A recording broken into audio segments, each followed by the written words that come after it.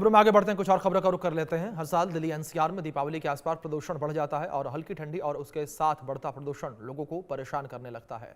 खांसते छींकते लोगों को देखकर आप अंदाजा लगा सकते हैं कि मौसम का ये कॉम्बिनेशन फेफड़ों के लिए कितना घातक है।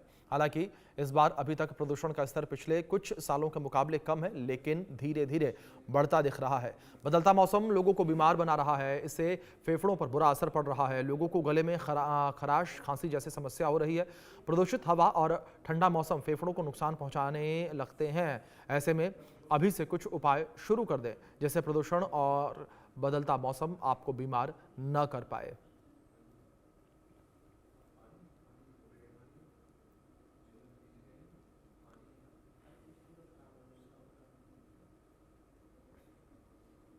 इसी विषय पर आधारित हमारे सहयोगी दिल्ली से संभव शर्मा की खास रिपोर्ट देखिए आप।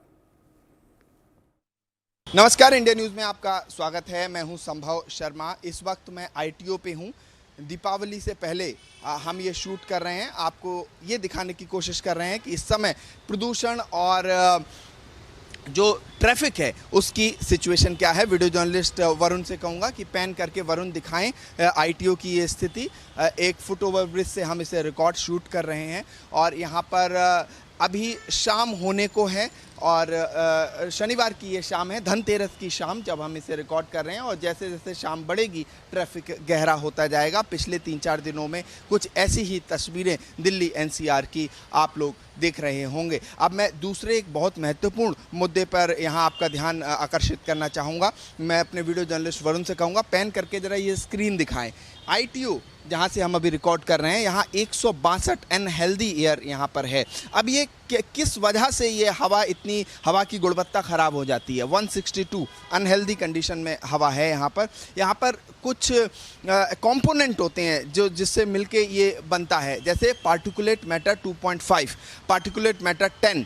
ये हवा में ऐसे कण हैं जो सांस के द्वारा हमारे फेफड़ों में सीधे चले जाते हैं। जब इसकी संख्या बढ़ जाती है तो उससे जो बुजुर्ग हैं, बच्चे हैं, उन्हें सांस लेने में तकलीफ जैसी स्थितियां देखने को मिलती हैं। मैं दोबारा वीडियो जर्नलिस्ट से कहूँगा कि पैन करके वरुण दिखाएं। PM 2.5 की स्थिति इस समय जो है वो 162 है और PM 10 की स्थिति 83 है, जो मिनिमम 75-75 होनी चाहिए। उसके अलावा कुछ और कंपोनेंट है, मैं अपने दर्शकों को बताना चाहूँगा। O3, NO2, SO2 मतलब sulphur dioxide, nitrogen dioxide, carbon monoxide, ये सभी कॉन्स्टिट्यूट करते हैं हवा की गुणवत्ता खराब होने में।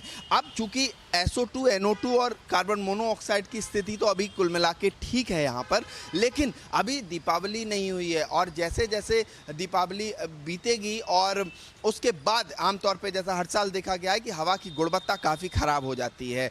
और कई आंकड़े सामने आते हैं, जैसे commission for air quality management इसको पूरा निगरानी रखता है, CAQM, और उसके भी आंकड़े आते हैं और वो अपने आंकड़ों में कई चीज़ें बताता है, जैसे कि पुरानी गाड़ियों का दिल्ली के रोडों पे चलना और 15 वर्ष से पुरानी गाड़ियों का चलना, उससे ज़्यादा प्रदूषण होता है और तमाम फैक्टर्स उसमें आते हैं, जैसे कि हवा की जो डेंसिटी है वो कम हो जाना और हवा जो जिस बहाव से हवा बहती है उसका बहाव कम हो जाना ठंड की वजह से, तापमान का गिरना, ये सभी मिलकर हवा को जो एक तरह से दम घोंटू जिसे कहा जाता है, वो दम घोंटू हवा बना देते हैं दिल्ली एनसीआर में। और इस बार देखना होगा क्योंकि सुप्रीम कोर्ट ने ग्रीन क्रैकर्स को अलाउ एक तरह से किया है दिल्ली एनसीआर में, क्या उसका भी कोई असर रहता है। और हर साल देश की अदालत सुप्रीम कोर्ट इस पर सुनवाई करती है, कई दिशा निर्देश सरकार को देती है। तो यहाँ पर ये देखना होगा कि दीपावली के बाद स्थिति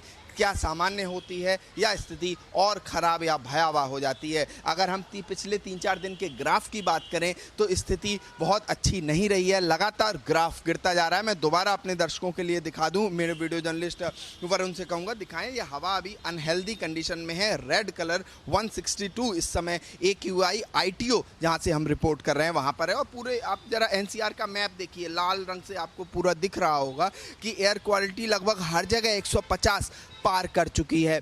तो ये इस समय की कंडीशन स्थिति जब हम इसे ITO से रिकॉर्ड कर रहे हैं। अब देखना होगा कि दिल्ली NCR में क्या फिर से दीपावली के बाद मास्क वापस आता है या मास्क लगाने की ज़रूरत महसूस नहीं होती है। वीडियो जर्नलिस्ट वरुण के साथ मैं संभव शर्मा, ITO इंडिया न्यूज़।